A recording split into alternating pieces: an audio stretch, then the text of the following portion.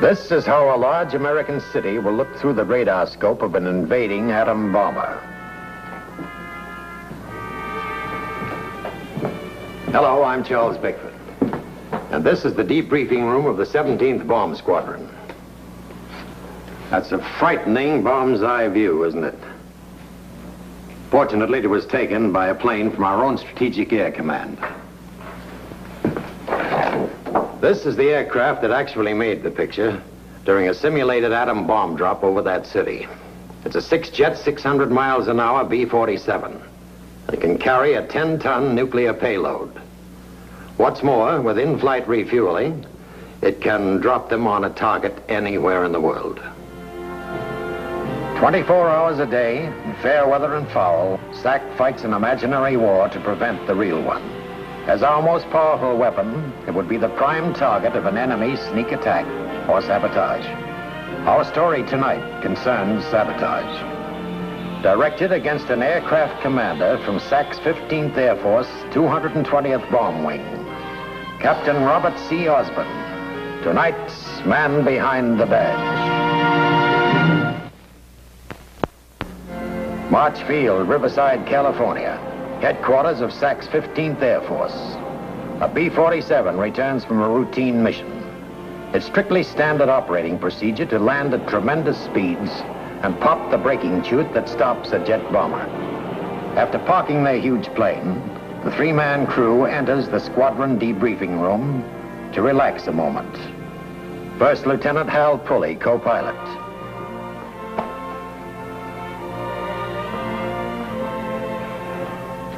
Captain Pierce Torrington, observer. Easy, old buddy.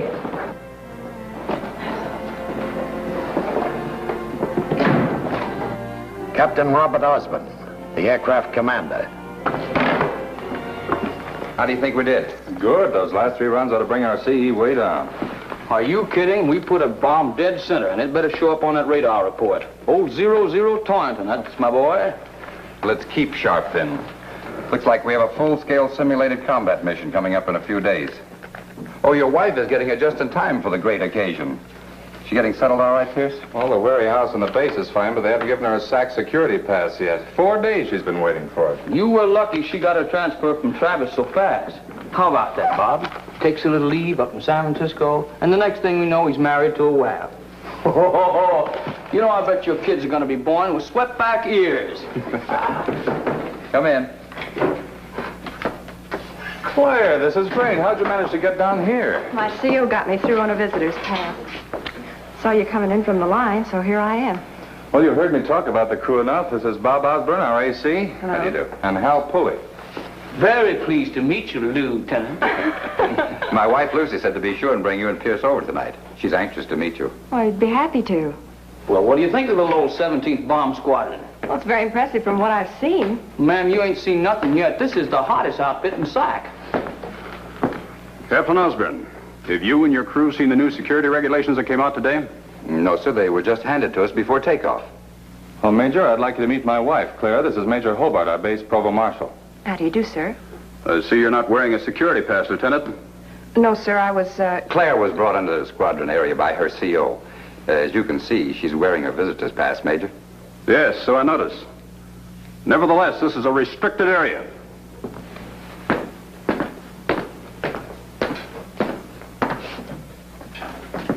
Ryan. Escort Lieutenant Torrington from the squadron area.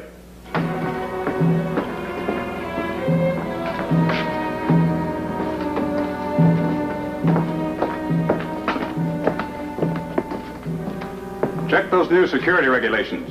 And Torrington, have your wife double-check them.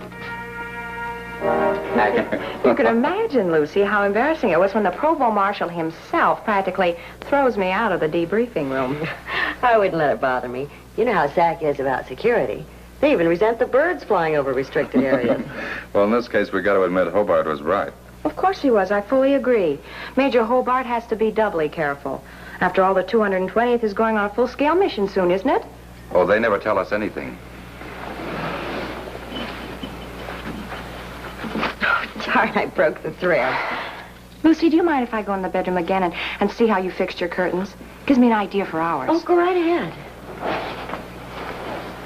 Well, I'd better fix some refreshments. Well, nothing fancy, though. We'll be leaving soon. Claire has to stop off in town on some special service deal.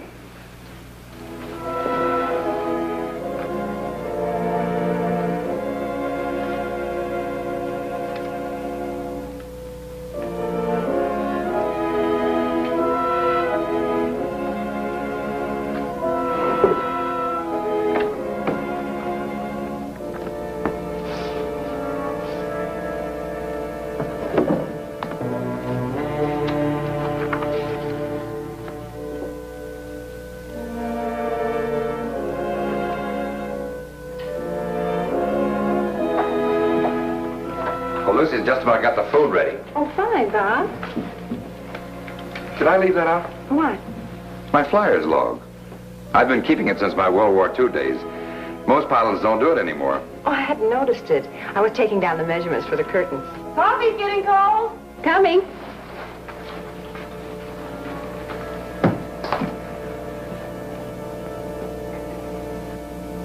This is a garage less than a mile from March Air Force Base. 3 very busy men are working late at night, but they aren't repairing automobiles.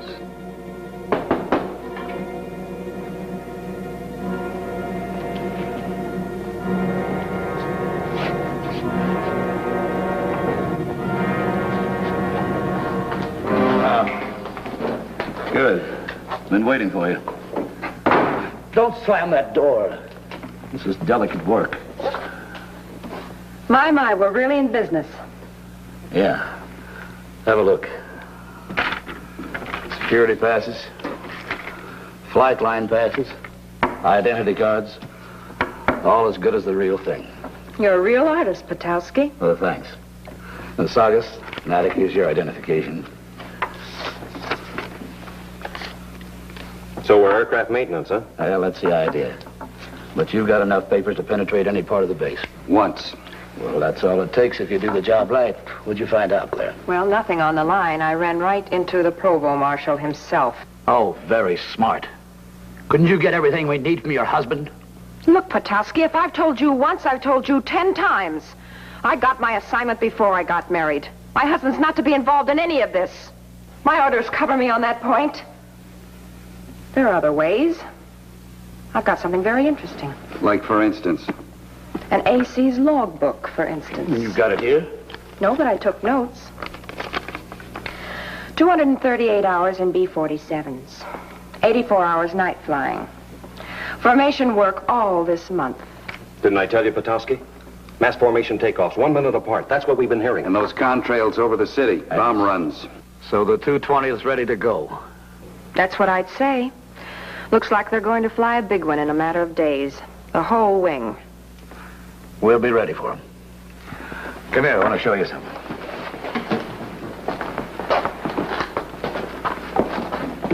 You know what this is?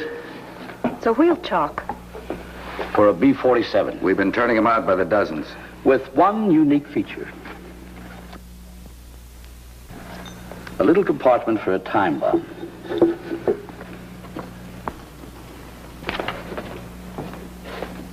Get it? Very neat. A couple of those under each plane ought to take care of the whole 220th. Exactly. And now, Claire, you've got one more thing to do. You've got to find out when this mission is. And we'll be sure that it's a complete washout.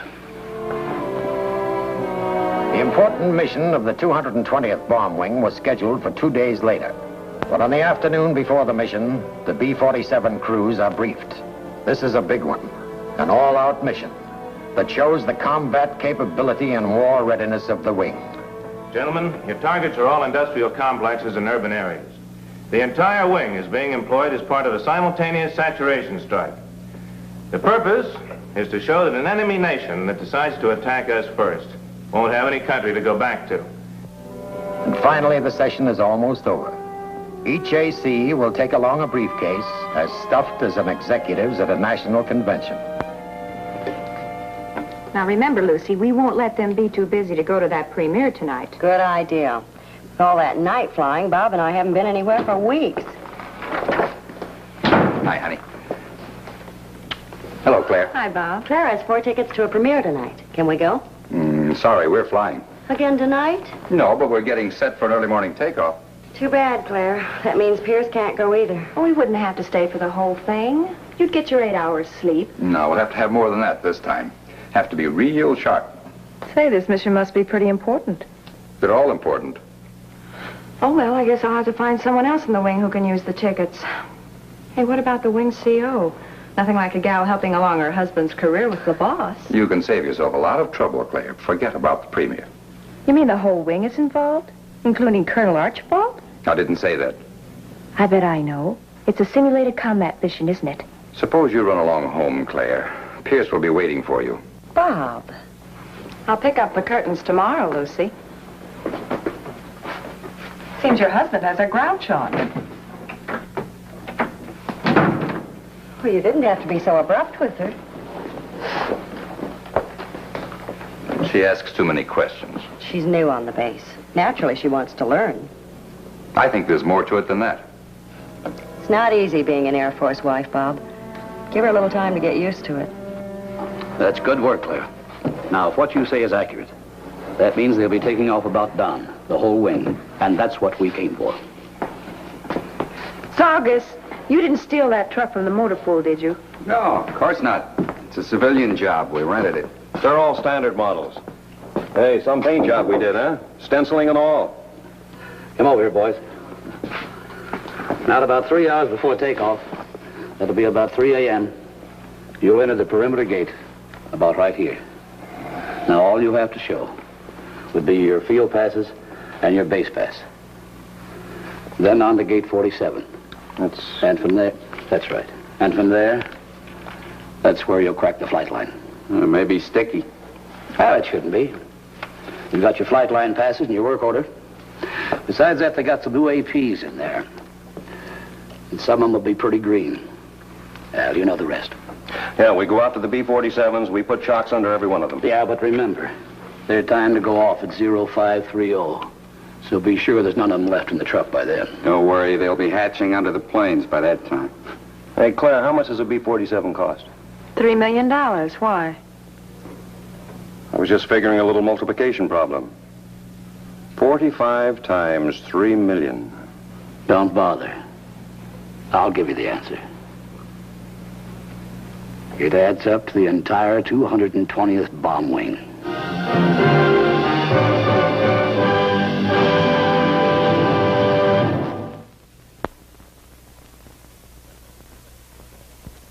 From the Central Security Control Room of March Air Force Base, perched 150 feet above the ground, the Provost Marshal is in touch with every installation in the field. He is in telephone communication with all buildings by direct line. He can talk to his roving patrol jeeps and the aircraft in parking areas by radio. Point guards at various stations can reach him by walkie-talkie. After lying awake until 2 a.m., Aircraft Commander Robert Osborne got up an hour ahead of schedule to come here. Despite his personal reluctance, he felt it his duty to tell the Provost Marshal of his suspicions concerning Claire. What is it, Captain? This is a hard thing for me to do, sir. What is? Do you remember WAF Lieutenant Claire Torrington? Yes, she's the wife of your observer. Yes, sir.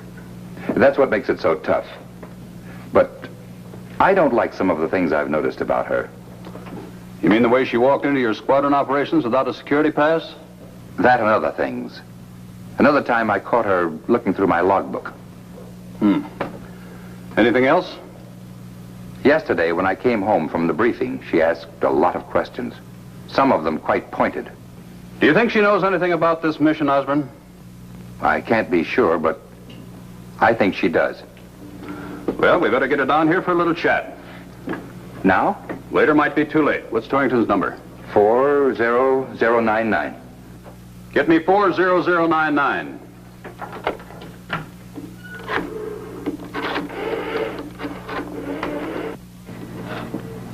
Hello, Captain Torrington. This is the Provost Marshal. I'd like to speak to your wife. Oh, I see. No, nothing to worry about. Something came up that only she can clarify, that's all. I see. Thank you. He says she pulled night duty at the base supply. They're taking inventory. That's funny. She talked earlier of going to a premiere in Hollywood. Well, we'll check. Get me base supply.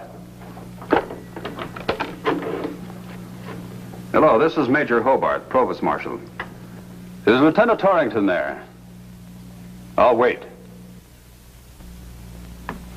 Yes. She isn't, huh? Has she been there? Mm-hmm. By the way, could you tell me, are you people taking inventory there tonight? All right, thank you. She hasn't been there, and they're not taking inventory. What do you make of it, sir? I'm putting this field on internal security alert. Bonita, Fulton, notify all stations, and get me a line. Saugus, remember, it's 20 miles per hour on the base. Don't get picked up for speeding like they did at Carswell. Nothing's gonna stop this job, honey. We got it made and no sweat. Good luck. I'll open the garage door. What's that? It's coming from the base. Why, it's a signal for security alert procedure. Something must be wrong out there. Oh, what? Well, how should I know? What's the matter? All right, get down. Won't be leaving right away. Well, now what? Those APs will be twice as cautious. We might even have a strike force cruising the area. You're going to have to buy you boys a little insurance. How? A little diversion at gate 47. Come here.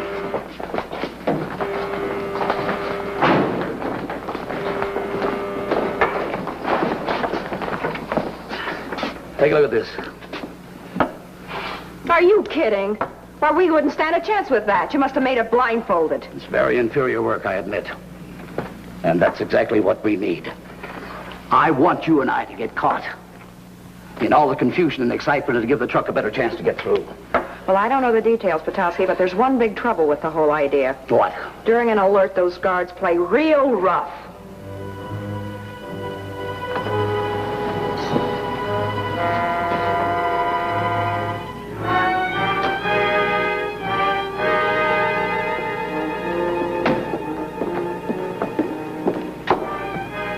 Your pass, ma'am?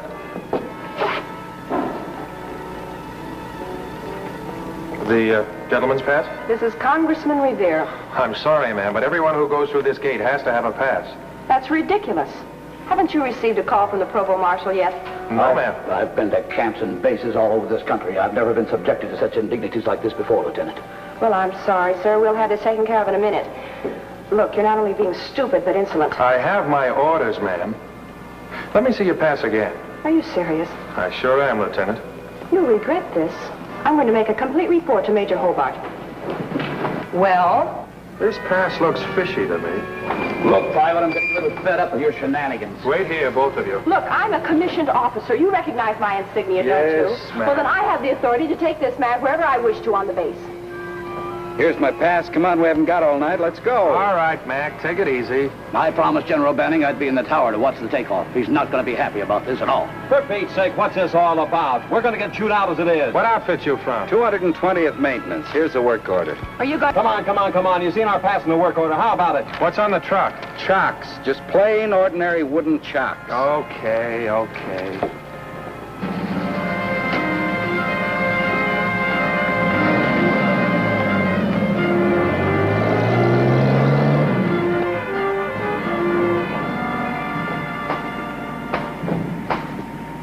Now, you two, get up against the fence. What? You can't do that to an officer. Well, this is an outrage. And this pass is a phony if I've ever seen one. Get up against the fence, both of you. Turn around. Now put your hand on the wire.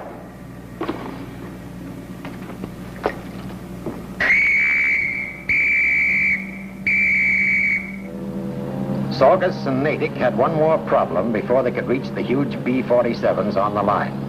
They needed the password to get by the point guards on the inner perimeter. But they had a solution for this, too. They drove along outside the point guards until they spotted an airman hurrying out to his plane. They stopped and offered him a lift.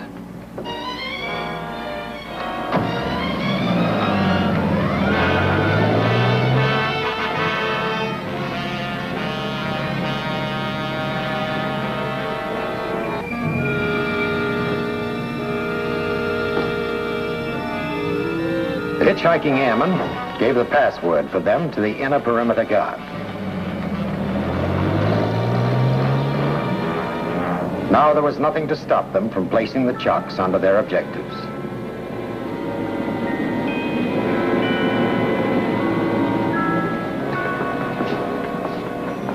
How does the radar look, Pierce?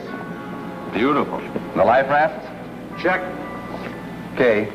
Take a time hack. 6 seconds, it'll be 0345. 3, 2, 1, hack. The funny thing, Bob, the Provo phoned Claire at 2 a.m. when she was at base supply. I wonder what he wanted. I wouldn't wonder about anything but this mission. It's a big one. Joplin, Yes, sir. how much fuel is aboard? 100,000 pounds, just like in the form. Have you checked the ejection seats for the modification from the latest tech order? Yes, sir. It's all entered in the form. There's just one thing. I need a voltage regulator. Okay. Have the expediter truck get it for you. Yes, sir.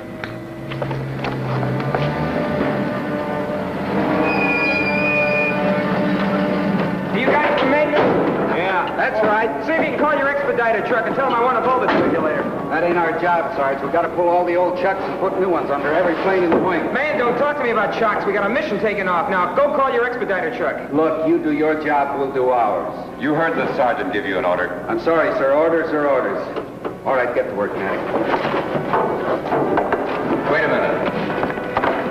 See that job. Why are you substituting wooden ones for metal ones? Stay away from that plane. Let's get out of here. Get those men.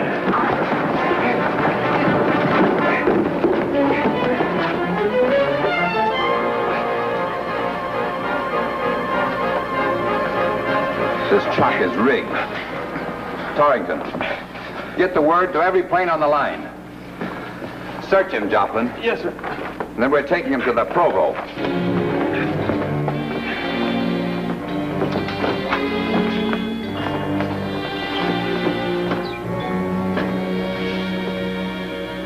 I caught these characters at my ship, Major. They were trying to sabotage it. Is she in with them? Yes, she and the gentleman with her. Nice work, Captain. They almost got the mission. You dirty Hold it, Captain. You ought to congratulate Lieutenant Torrington. What? Meet a sabotage test team. This base has been under penetration by our own counter-security people. Captain Petoskey, Sergeant Saugus, Airman Natick. I believe you already know the lieutenant. I guess I'm just beginning to. You certainly had me fooled, Claire. Yes, but not quite long enough. The simulated time bombs that we put in those chocks aren't supposed to go off for another 90 minutes. We failed. Thank goodness. A sabotage test team. I guess I'd better get back to my plane. Oh, any message for Pierce? Yes. Tell him to be sure and 0-0 over that target. We've got to have one success in the family. Prepared for any emergency on the ground or in the air, the Strategic Air Command maintains the highest state of organized combat readiness ever known, because it's SAC that preserves the peace in our time.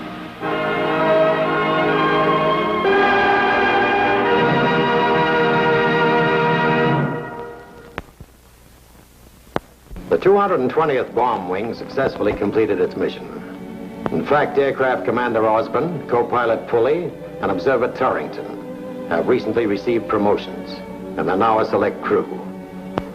The responsibility of the officers and the airmen of our Strategic Air Command are enormous, and the rewards for such single-minded devotion to duty are few. So the next time you look into the air over your city, town, or farm, and see the contrail of a Stratojet bomber flying close to the speed of sound at 40,000 feet, remember with gratitude that they're doing a dangerous and difficult job for you and for our country. And now this is Charles Bickford inviting you to be with us next week. And once again, you will see another authentic story of one whose duty it is to serve. A public servant dedicated to you, and whom you will meet as the man behind the badge.